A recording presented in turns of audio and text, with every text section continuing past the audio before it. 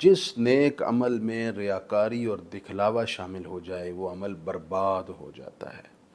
रियाकारी को शिर्क असगर कहा गया और रियाकारों का कल क़यामत बहुत खौफनाक हशर होगा।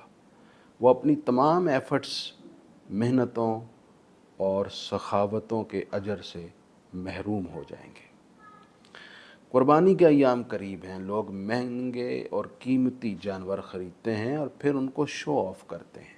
सोशल मीडिया के फितने में मुब्तला होकर अपने अजर को अपने हाथों से ज़ाया करते हैं। गली गली में जानवर घुमाए जाते हैं। कहीं पर स्टॉल लगाकर लोगों को दिखाने का एहतिमाम होता है। इंटरव्यूज़ दिए जाते हैं, मैंने ये किया वो किया।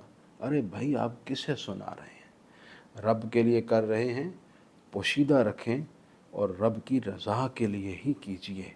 कोई ऐसा अमल ना करें जिससे ये ज़ाहिर हो कि आप रियाकारी कर रहे हैं। अल्लाह ताला ने फरमाया है, लन यनालुल्लाह लुहूमुहा वला दिमाउहा वलाकिन यनालुहु तक़वा।